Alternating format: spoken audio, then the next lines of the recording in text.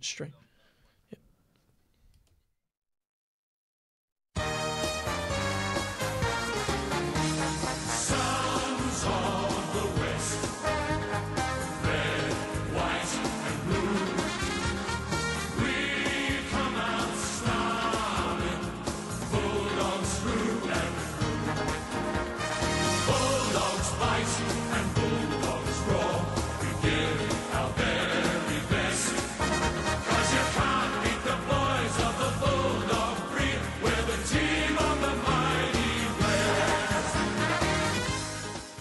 Sons of the West, red, white and blue. They've brought the Premiership Cup home to the western suburbs, and isn't everybody happy about it? The Western Bulldogs, what a fantastic win that was. This is the final score. I'm your host, Val Febo, and we're going to be talking about all the wrap-up from the AFL Grand Final this week, along with the NRL, and we've got much more to talk about there. First off, Joel Frucci is here with me for upstart.net.au. Joel, how are you going? Very well, Val. How are you? I'm fantastic. What a win that was on Saturday for the Doggies. Oh, absolutely brilliant. It was one for the Dreamers, mate. It really was. It was a brilliant win. And what was your moment of the week, mate? Yeah, well, and funnily enough, I'm actually wearing a red, white and blue shirt. But my moment of the week was in the last quarter of that game when the ball was well and truly locked in the Western Bulldogs in 50 metres. And Liam Picken picked it up after a huge amount of scrambles, kicked an absolute clutch goal. That put them, I think, 9 points up from memory. And you've got to say, that was just one of a few key moments that Liam Picken was involved in. Super game from him. Yeah, he was fantastic. His whole final series was really good, and I reckon the Gary Ayres medal for the best finals player. Quickly, the standings for that before the grand final: Isaac Heaney 15, Picken 12, Josh Kennedy 11. They were the top three, and I think Picken gets it with the grand final performance that he had. So I think with the coaches' vote, so I reckon he'll be okay there. But joining us also today, La Trobe sports journalism student and has worked for Triple M Brisbane, Jeff Dickinson-Fox, NRL expert, also AFL expert. He's across everything. Jeff, thank you for coming on the show today. Yeah, g'day guys. Joel, Val, great to have you on. No worries at all. And what was your sporting moment of the week, mate? Look, it comes from the NRL, but the AFL, I think the Western Bulldogs, they should be having a public holiday on a Monday from here on in. But yesterday, that NRL Grand Final, just right at full time, just seeing the cameras rushing out onto the field and capturing Paul Gallen on the field just seconds after the final siren. He was rolling around on the floor, stamping on the grass. It looked like he was reacting to some sort of serious ACL injury, but he was paralysed in this emotion that I don't think I've seen from any previous grand final winner before. It was something special. Yeah, it was fantastic. And I think Paul Gallen, he's been a stalwart of Cronulla. He's been a stalwart of the NRL, and finally, hasn't had much New South Wales success, but he's finally had some club success. So he'd be very, very pleased with that. But my moment of the week, well, who can look past Luke Beveridge's gesture, giving Bob Murphy, the Bulldogs' injured captain, did his ACL in round 3, giving Murphy his Jock McHale medal. And I think, do we have that, Joel? And we certainly do, We mate. certainly do, and we're going to play that for you right now. I'd like to get Bob Murphy up on the stand.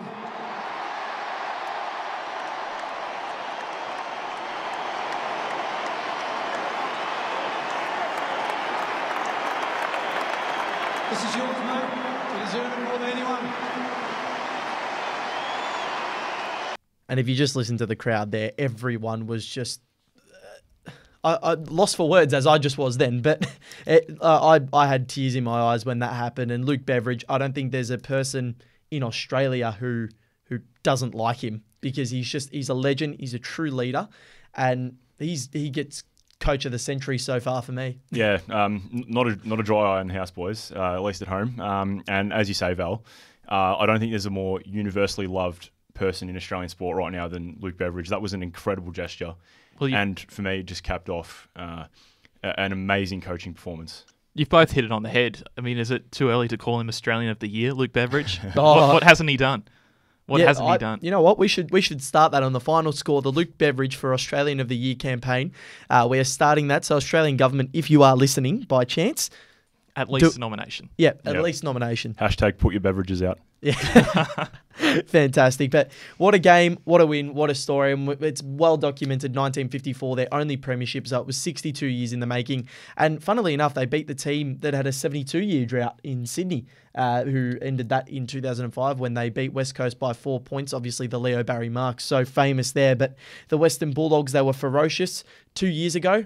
Didn't look like they'd be in any sort of position to do this after losing Simon Garlick, Brendan McCartney, and their captain, Ryan Griffin, and Adam Cooney walked out on the club as well, a Brownlow medalist. So what they've done is, I think this is the best football story, as I think Rudy said last week, this is the best football story that we've ever seen. VFL, AFL, anything in Australia. I reckon this is one of the best sporting stories in Australian history. What do you guys think? Yeah, well, I mean, my interest in AFL was beginning to wane a bit, I must say. But this story has really sort of reinvigorated that interest. It's an incredible story, and I guess the Western Bulldogs, there's nothing really not to like about them. And I just got to say, one of my old classmates in Year 12, actually, Marcus Bontempelli, he's 20 years old. He's younger than me. He's already a premiership player. He's been there, 3 years? Yeah, he's an absolute star, Marcus Bontempelli, and well deserving of that premiership medal. And also, just the way that they played during the game, they were ferocious. Their 1%ers were fantastic. Their second, third efforts, they were always in. They were always on the ground. They were always trying to get the ball off Sydney. And Sydney's bullish midfielders, Hanbury, Kennedy, Jack, Tom Mitchell as well. Throw Heaney in there, throw Parker in there. They're all hard body. They're all aggressive. The Dogs outmuscled them. And in the third term, Sydney looked stressed. They had panic on their faces because they were almost like, this is not how it's supposed to go. It wasn't. I mean, the full forwards for Sydney just didn't provide enough. Tippett was a flop. I think we can all agree on that. He had, 10 disposals, kicked one behind when the team needed him. It was a tough kick, admittedly, but Sydney, they needed their forwards to strike. And Franklin, I think he was a little bit hindered by an injury that he got a knock early on. But every time he got the ball, he presented still very well. But every time he got the ball, Bulldogs had 4 players around him. And it was well documented, I think, at the end of the game when Dale Morris tackled Buddy at half forward for the Bulldogs and Tom Boyd ran on and kicked the sealer. I think that was it was sort of like the $10 million man, the Bondi billionaire of Sydney versus the Bulldog billionaire of Boyd. And Boyd ended up winning that battle. And I think that deal has now paid off because he was an absolute gem. Yeah, well, that moment sort of epitomised the entire game. The Bulldogs were just harder, lower every time. Dale Morris, the amount of 1%ers that he put in during that game was phenomenal. Buddy was hardly disgraced. Joel Hamling as well. Yep. Give credit to him. An underachiever, you got to say. He did an incredible job on him. Yeah, but then for that ball to spill to Tom Boyd and for him to kick a massive goal, what a performance from him. Reminiscent of Tom Hawkins 2011, you got to say. Oh, yeah, I agree. Tom Hawkins, great in the 2011 grand final for the Cats against Collingwood, and Boyd on Saturday against Sydney. The contested marks he took at half forward but half back as well when the Dogs are kicking the ball out. It was a coming of age for him, and I reckon next year we can start to see him start to really take more steps in his game because he's had a few games where he's kicked 4, like a couple of games where he's kicked 4, a couple where he's kicked 3. And, 8 marks, 3 goals. So he had 5 scoring shots in a grand final. And nowadays, it's not really easy to do. So I thought he was really, really good. And I think now, just quickly, I know it's a little bit off topic, but if you got Cramery coming back for the Bulldogs next year, if Tom Boyd plays like that, Jake Stringer's obviously not going to be down for long. Does Travis Cloke actually fit in this team now? Well, is it? Do you want to mess with this team? It's such a chemistry they've built. It looks like they could be successful for the next 2 or 3 years if they keep this squad intact. So do you mess with the team by bringing in someone like Cloke? I don't know. Cloke definitely has a couple of good years left, I reckon. But that's definitely going to be something we'll talk about during the trade period and what's going to happen there. It starts, I think, next week. So it's going to be one of the early deals to be done. We'll see if he does eventually go to the Bulldogs. But it's going to be very, very, very interesting to see if Cloke actually does go. But Jason Johannisen, the Norm Smith medal, I think there was a lot of talk about this afterwards. Sort of, was he the right person to get it, with Tom Boyd being one of the favourites. Josh Kennedy as well for Sydney was fantastic on a really tough day for the Swans. But he had 33 disposals, Johannisen, and added great run. And Liam Picken as well had 3 goals, 25 disposals, and took a really telling specky in the last quarter. But Johannesson. I thought he deserved the Norm Smith, and the votes went like this: Johannesson 10, Kennedy 8, Boyd 7, and Liam Picken 5. But Joel, we'll start with you. Did you think Johannesson deserved the Norm Smith? Absolutely. He had his numbers were good. 33 disposals off half back. He took a incredibly important mark. I think it was late in the third quarter or early in the last quarter. On centre wing, going back with the flight of the ball, that was a huge moment. Yep. But aside from the numbers, Jason Johannesson had what really Sydney didn't have. He was providing that dash and zip off half back. He got himself up around half forward a lot of times. Not so effective all the time going inside that 50-metre arc, but he did create plenty for the Bulldogs. He gave them so much going off half back. I think you've hit the nail on the head there. That's exactly what Sydney didn't have. Callum Mills didn't do much. McVeigh was sort of in the midfield for a lot of it. And Zach Jones was really the only one that was trying to run. Heath Grundy was sort of that sort of lockdown in the back. But I think that's a really good point there. And Jeff, did you think Johannesson was the man for the Norm Smith? My instant reaction to him winning was that I thought maybe Tom Boyd was more deserving. But upon reflection, I mean, it only took me a couple of minutes after he was awarded that medal. I thought that he might have been received that based on his speed. I thought he might have been the flashy pick and not necessarily the right pick. But Joel, definitely what he did in that game was well deserving of the medal. Yeah, I thought so too. I thought, Johannesson, and I thought in a losing team, Josh Kennedy was fantastic, and he was definitely brilliant, and he was shattered after the game, and there's well documented he said it was worse than 2014, but here's what he had to say after the game in a press conference. The feeling's probably worse because of that fact, to be honest, straight after the game. I think, it probably hurt a little bit more because we felt that we had a chance, we were having a crack, and critical moments in the game, they stood up and we didn't. Yeah, and it's true, the Dogs stood up when the Swans didn't, and Kennedy would feel, and the Swans would feel that this was the one that got away. They weren't favourites in 2014, or they were very, very close with Hawthorn. This one, they were favourites to win this game. The Dogs were 7th on the ladder and had come through 3 really bruising encounters. The West Coast one was a big win, but the Hawthorn game and the GWS game were not easy for the Bulldogs. And Sydney came out and belted Geelong in Melbourne. So it's definitely something that Kennedy would be shattered about. And same with John Longmire, the Sydney coach. You could see at the end of the game, he took his facial expressions, I think, sort of epitomised Sydney's feelings. And here's what he had to say in the press conference as well. I think we weren't quite up to the work rate that we normally get from our group, I reckon. And probably the Bulldogs' consistency over their 22 versus ours. So, we didn't have probably as many contributors on the day, which you need to have that if you're going to be victorious. And the contributors, that's a really big point there. So Jeff, for Sydney, there are a lot of players that didn't do too well. Who was your biggest? And we said Tippett already, but who was your biggest flop on the day for the Swans?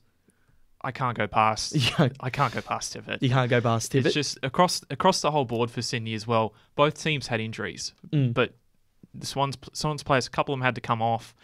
Some of them were really struggling, and then the Bulldogs. There's that cliche of them wanting it more. They also had injuries, but managed to push on and be the deciding factors in this game. So purely, I thought with the emotion and that's coming from the emotion that the Bulldogs were playing with, and I thought going through the final series that just being so emotionally invested each game, they'd be less likely to win as they make the grand final, but they just proved me wrong and came up with the absolute energy for the whole match. Yep, and that's exactly right, they did. And the energy, they did not dip in energy levels at all, and I thought that was brilliant from the Dogs. And Joel apart from Tippett, who do you think you could look at now and just say, if we ever make another grand final, I need you to perform because you haven't done so? Well, for me, Val, was pretty clear.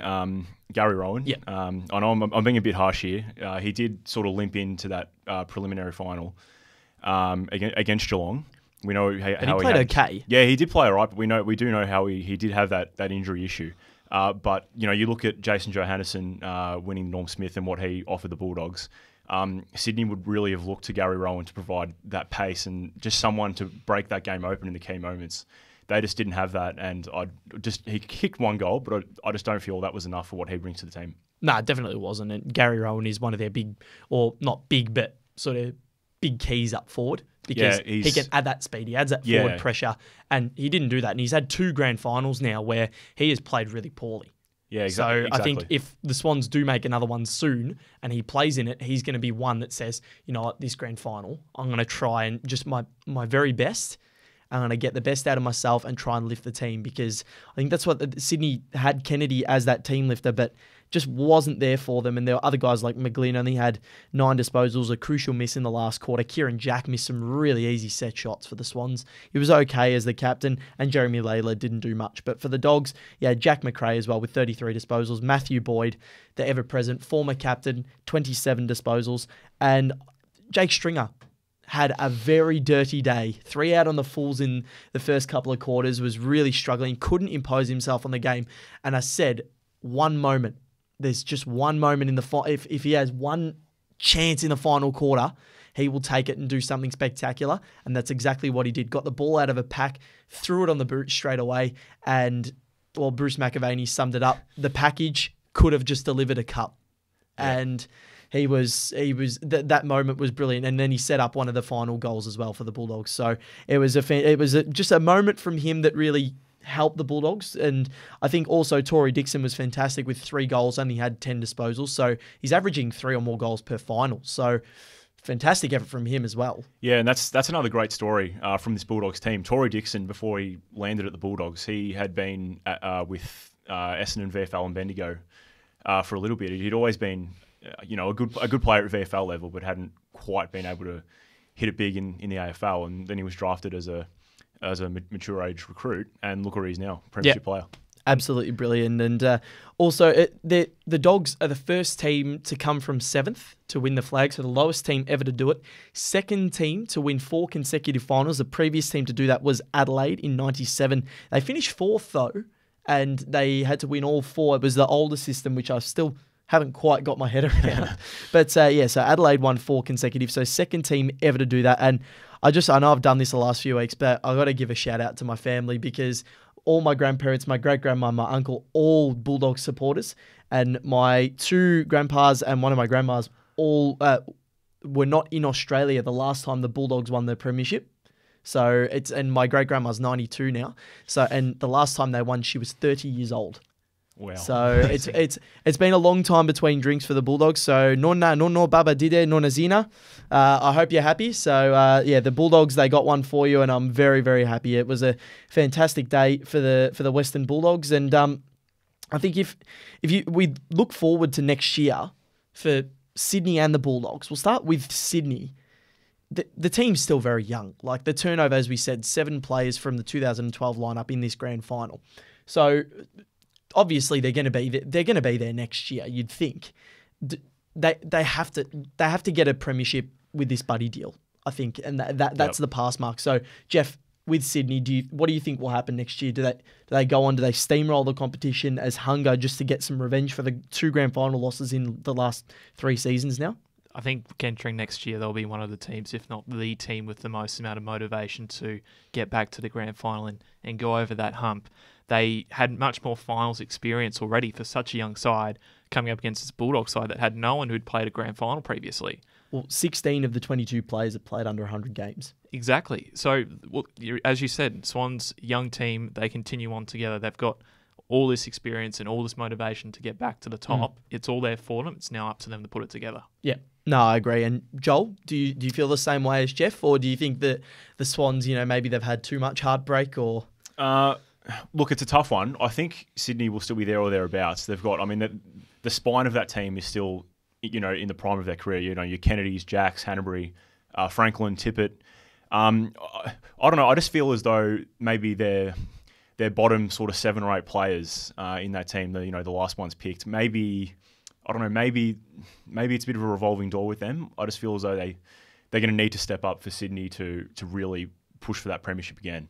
Yeah, and I think they get Aliir back next year, and he was, I think he was a big loss, and he's only played 10 games, but he was a big loss. And we thought Suckling might have been the big loss for the Bulldogs, but he wasn't 100% before the grand final. And I think Fletcher Roberts didn't do too much for them, but I think he sort of helped them a lot. And I think if they get Aliir back next year and they can get some consistency, they might lose Tom Mitchell, which is a really bad thing because he had a good grand final. So Sydney, and I wrote them off before the start of this season, so they've impressed me a lot, and they get an A grade from me. But because last year they went out in straight sets, obviously didn't have Buddy in the finals, but they were getting old and struggling. But all the new players that they've got this year and the debutants they've had, Hewitt, Mills, Papley, all fantastic through the final series. Isaac Heaney was brilliant as well. So I think the Swans, they don't have much to worry about, but I think next year they really need to prove the critics wrong, and they need to step up in the grand final because they've had two the Hawthorn one, they were belted in 2014, and the Western Bulldogs one, they got out-muscled in the final quarter, and that's not Sydney.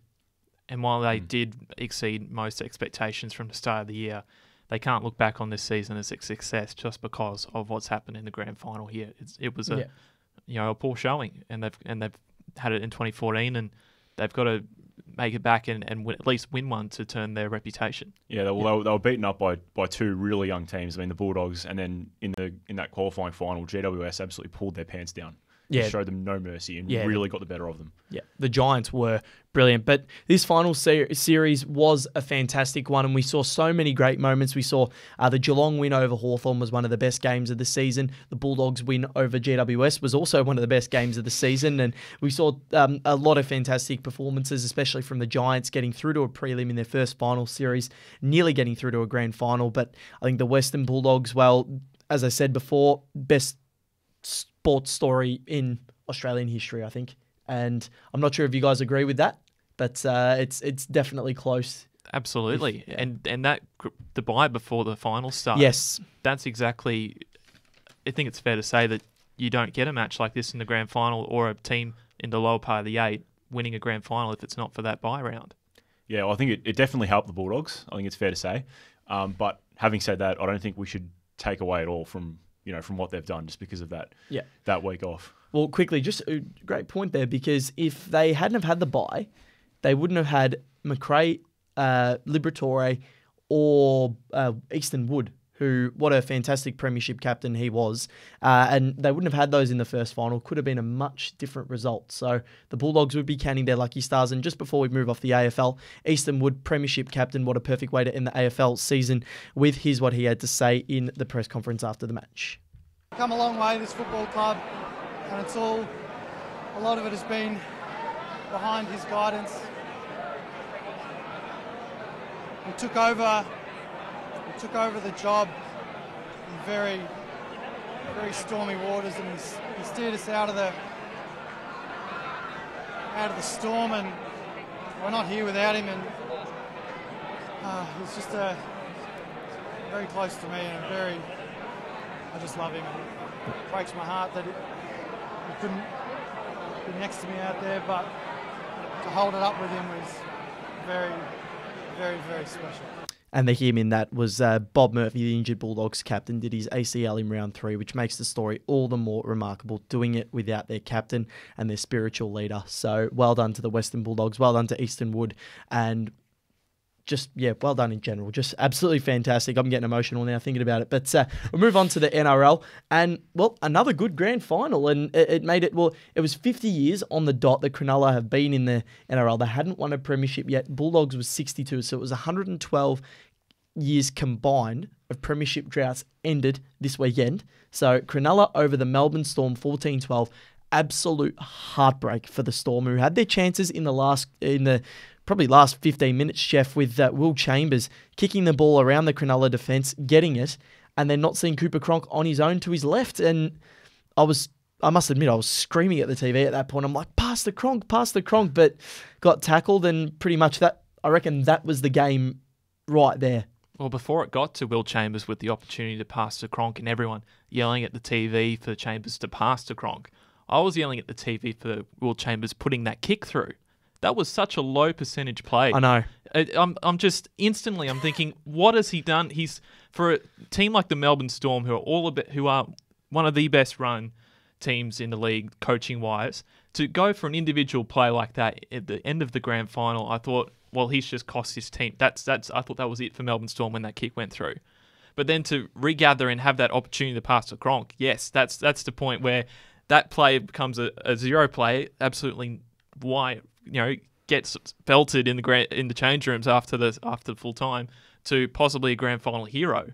But yeah, look, it was such a quick play. You can't have expected him to have got that pass to Cooper Cronk.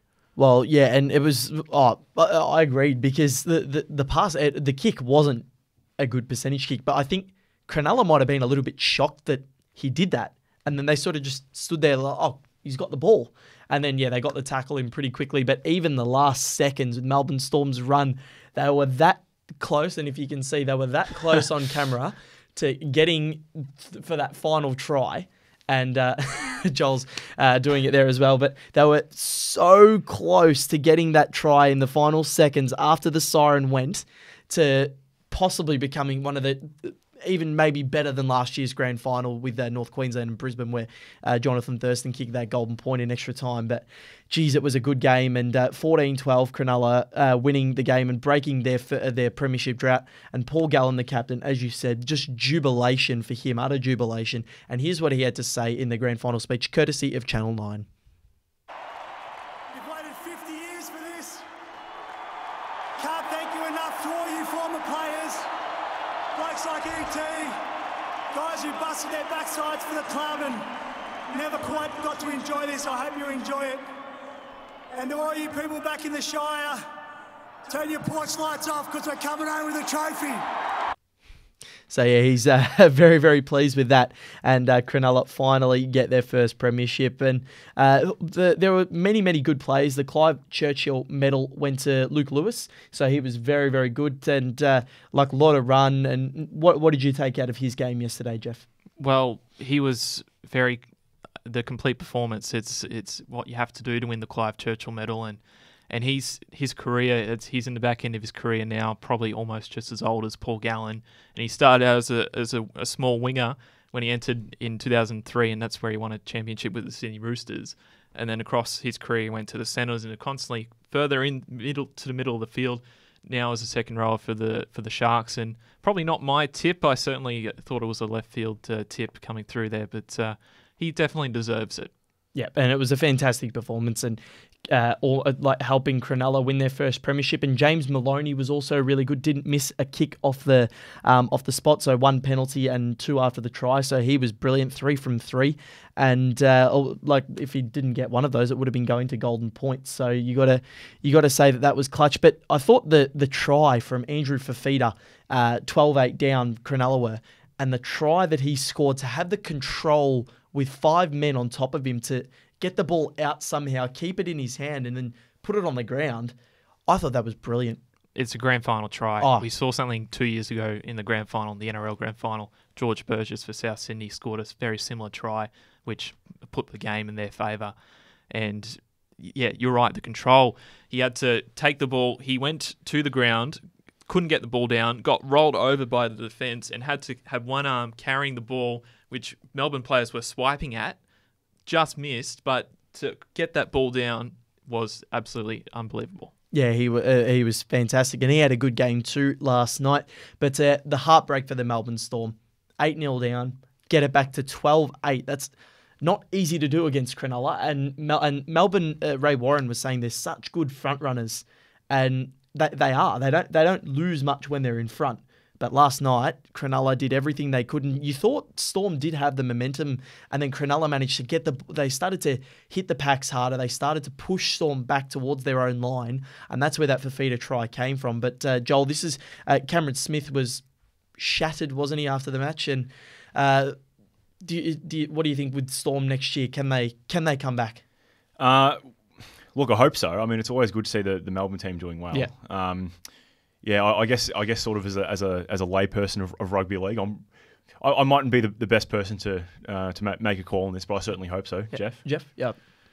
Yeah, they'll be back as long as Cooper Cronk and Cameron Smith are playing. They won't, as long as they're on the field, they will not retire if they're playing their best. They'll only retire if they know they can't play their best. So you know they're going to be back there next year. Billy Slater returns at fullback, and then that's Cameron Munster, who played at fullback, has been sensational all year. Cameron Munster's only made 2 errors since about round 7 this year. That is an unbelievable statistic.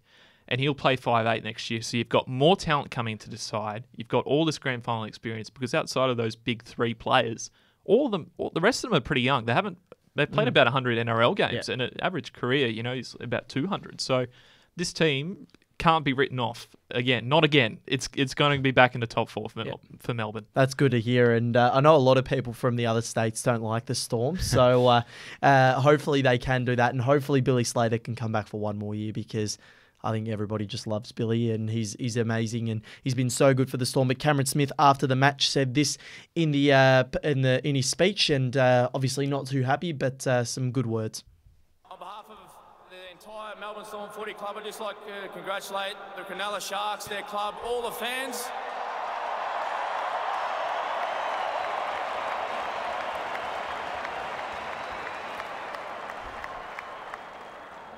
You guys have been waiting a very long time for this moment.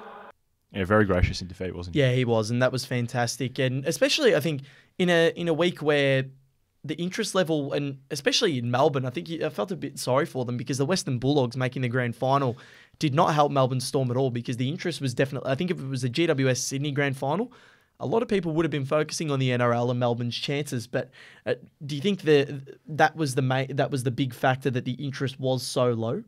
It definitely was. Even if the Western Bulldogs didn't win the final, they would have had a large media coverage here in Melbourne. It was just not ideal for the Melbourne Storm. Even I, much more a bigger fan of the NRL than the AFL, even I was sort of sucked into the AFL story slightly more than the NRL, which I think definitely warrants the pages that it got in the newspapers and the media coverage and radio and television. Yeah, and the Bulldogs obviously such a big story, but Cronulla as well. I think in New South Wales, Cronulla were probably the Western Bulldogs, because their first ever premiership. Like, it's been so long, and they've had so many good players like Andrew Eddinghausen as well. He's probably one of the greatest, and now known for his fishing television shows. So, I think Cronulla did deserve it, and the final seconds for Storm were so close, but they just couldn't get there. And I think next year they'll be reliving those moments, just saying, we don't want this to happen again. And hopefully, if they do make another grand final, they get more publicity, because this year I felt a bit bad for them. I don't know. I think if they make another grand final and they play a team that plays similar to what the Sharks have done, I think they're going to struggle again, because Melbourne's style of play is to slow the game down, is to be very processed, make no errors yourselves, and take advantage of the errors that the other teams make. The Sharks played at their own speed, and that's very fast. Melbourne and as you said, chasing points is something Melbourne are not good at. I think the way the rules are changing and the interchanges are getting reduced, it's speeding up the game, and it's not suiting Melbourne's style of play. So while they might win a lot of games in regular season, when it comes to the finals, when the games speed up, I think that's going to come out of Melbourne's comfort zone, and because they're not used to playing in that, I think that's where that's going to get them in the future. Yeah, I agree. And you said that to me last week. You said if they play Cronulla on a dry day, Cronulla will win. It was dry, and Cronulla won. So that's it for the NRL until next season. But we'll move on to the Premier League now. And it was a really interesting weekend. An upset. Pep Guardiola's perfect run as the Manchester City coach has come to an end at the hands of Mauricio Pochettino's Tottenham, 2-0 last night. I don't think many people saw this one coming with how well Manchester City have been playing. But Joel, they were brilliant, weren't they, Tottenham? Yeah, and I think, it was an upset because Spurs, at least in my opinion, they've really flown under the radar this season. I mean, we know from last season that they have the squad that can challenge for the league, but no one's really spoken about them. I feel as though it's been all about Manchester City and Guardiola, Manchester United and Mourinho, and and Liverpool and Jurgen Klopp. But Spurs have just come out of nowhere, and they're second on the table. They've closed the gap to 1 point now, I believe. Yep. And yeah, that was City's first loss of the season in all competitions. They actually only dropped points for the first time in all competitions on Wednesday night in the Champions League against Celtic. That was a 3-3 draw. 3-3, jeez. Yep. So, I mean, this can be the start of something for Spurs. Yep, and well, obviously last year coming so close to they were the team that could catch Leicester, and once Leicester just kept going and made it all the more difficult, and Tottenham ended up coming third. But they're in Champions League this year; they're in a really good place, and Pochettino has done a fantastic job with this side. He's made them hungry, and Harry Kane's obviously playing really, really well. So here's what he had to say in the press conference after the match. It was quite generic, but we found something. We work very hard to try to improve in the way that we want to play. We have quality enough. Always, if we play with passion and with the passion that we showed today, we have quality enough to fight for the big teams.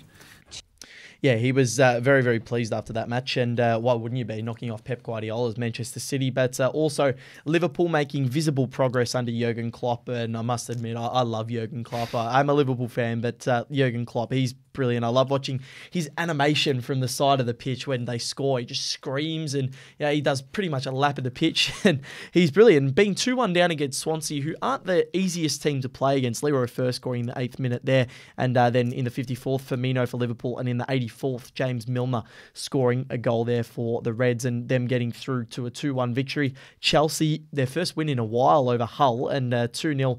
Conte needed that one, didn't he? Yeah, well, I mean, being Chelsea and coming up against Hull City, they're the kind of teams you need to beat, and they did need that win desperately. But it was good. It was good to see Diego Costa and Willian back on the score sheet. Those big names for Chelsea really need to perform, especially with the amount of competition that's coming, even from the teams that previously were, I guess, outside of that big four, if you like. Yeah. But Chelsea needed to get the win, and also Man U drawing with Stoke 1-1, Leicester drawing with Southampton 0-0. So last year's champions sitting in 11th spot at the moment. So not the best start, but I think they'll focus a lot more on the European Champions League this year, won't they, Jeff? Yep, and Arsenal had a 1-0 victory over Burnley, and a hand of God goal in the 92nd minute just made that not a goalless game, and the 5th straight league win for the Arsenal manager's team is celebrating 20 years at the club. Yep, Arsene Wenger still there and still going strong. They sit in third now. We'll go to the table now. Manchester City sitting in first and 18 points. Tottenham, they're back in the pack now though. Manchester City, they were quite a while ahead, but Tottenham sitting in second on 17. Arsenal third, 16, leading Liverpool on goal difference, also on 16. Everton, the surprise packet this year. Joel, you'd be happy about that, and so would Josh Campbell, who's not here today. Also, Rudy and Ryan not here either. Forgot to mention that one, but Everton 14 points in 5th, and Man United 13 points in 6th position. So Everton and Man United holding the Europa League spots at the moment. But Man United, I think, drawing with Stoke, they started the year quite well, but now they're sort of back with the pack, and you think maybe the squad isn't as good as people thought.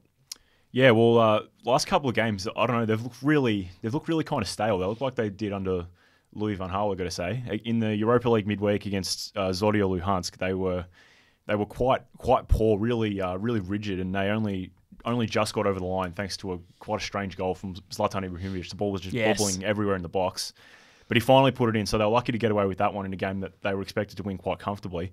And against Stoke, they probably should have won quite comfortably because they had that many chances, and they spurned so many of them. And to give it away in the way that they did, a complete defensive mix-up in the box, just allowed Joe Allen the easiest of finishes. And being an ex-Liverpool player, he would have loved scoring at Old Trafford. Oh, yeah, he definitely would have. But and this is the thing, like I look back at the David Moyes days and the Van Gaal days now, and really the managers haven't been able to succeed. So I don't think it's the manager's fault. I reckon it's just the team. And is that what you think as well, or do you think Mourinho has got the club in a better spot? Like, I know it's only been a few games, but sometimes you're able to tell quite early. Yeah, well, I think with Manchester United, it's so much as being able to put the pieces together. In terms of David Moyes, I don't think he was ever the right man to lead that club. He's, in these words, he's a mid-table manager in quotation marks. I don't think he was ever going to make the cut at United. Louis van Gaal was a disappointment. I thought he would do a lot better. But Jose Mourinho, he's he excuses now. He spent the money. He's got your Pogba, Ibrahimovic. They got him for free, but they'd be paying him huge amounts of money. Yep. You know, Zlatan doesn't come cheap. Exactly. Zlatan does not come cheap. Those last couple of games would be a real concern. And, you know, Mourinho's, we know how good he is. He's won titles with Real Madrid, Inter Milan. He's everywhere he's been, he's won a title. Yeah. He really needs to win this one with United, because I doubt that the boardroom will look favourably on him if they don't win the league. Yep, I agree 100%. So that's a good way to leave the Premier League for now, and we'll get to that more next week. But we'll move on to the F1, where Daniel Ricciardo, the Australian, won his first race of the season and first race in 2 years after Lewis Hamilton's mishap. But he won the race over team at Red Bull, did a 1-2 for the first time in a long time. Probably since the Webber-Vettel days, so quite a long time. And Verstappen second. Nico Rosberg, after a first corner mix-up, was last after turn one, after spinning out. And Kimi Räikkönen in fourth, Valtteri Bottas for Williams in fifth.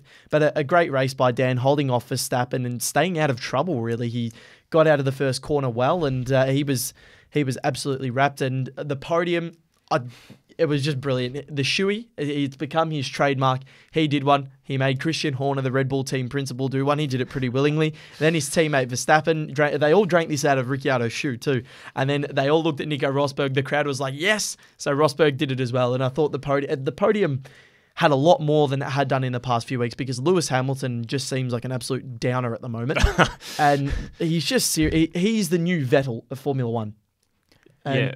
Well, to be down, I can't really. I mean, sure, it wasn't a great day for him, but to have won so much already this season, I mean, it was the first time since May that I think, what is it here? I've got my notes here. It was the first time that Hamilton and Rosberg hadn't won one of these Grand Prix since May. Since Barcelona. Yes. So, Verstappen winning that race, but that's only the second race they haven't won this season. So, but Hamilton, obviously he's going to be upset, but, you know, when he's finishing second every race, like to Rosberg, you know, don't be too upset. You won 3 world championships, mate. But that's the hunger of Formula One. But Daniel Ricciardo, very, very, very happy yesterday. And here's what he had to say after the race.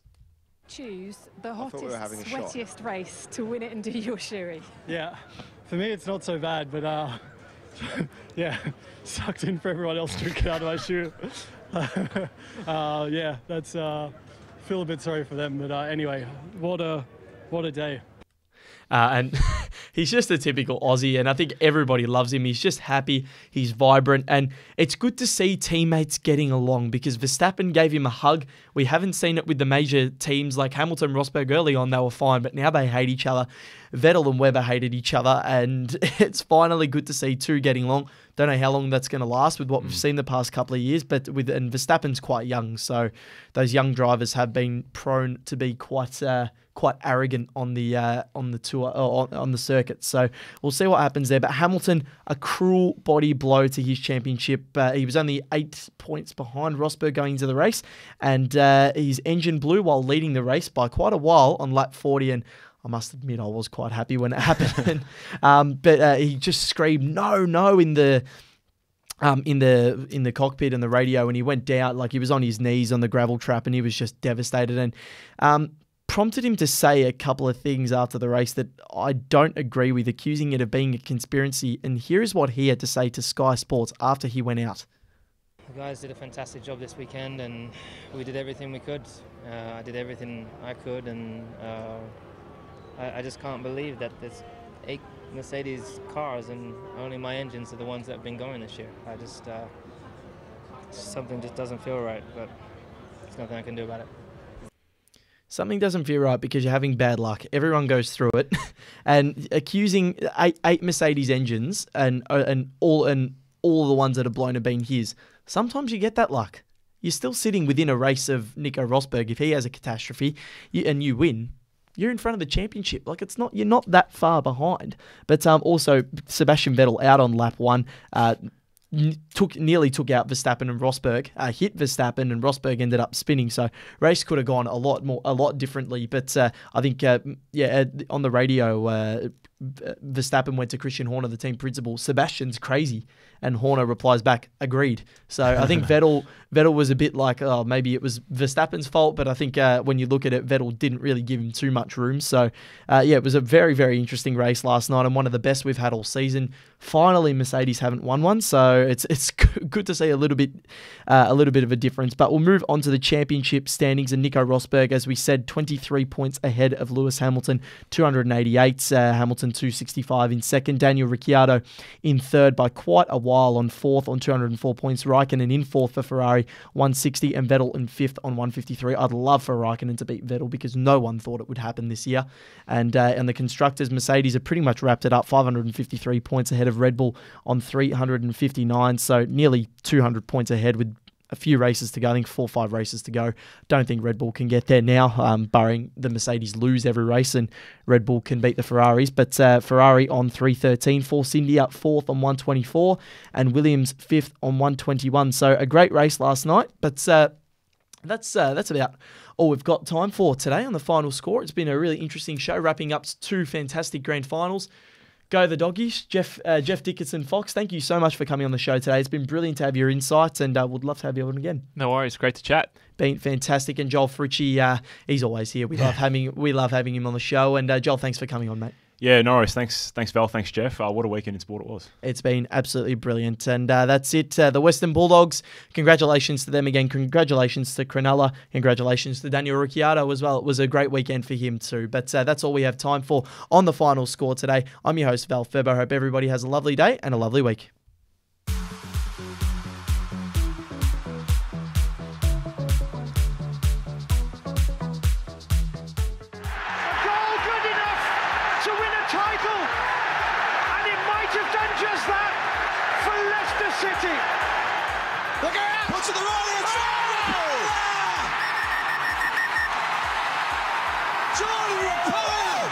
Murray's time in the sunshine of centre court once again. He's got it!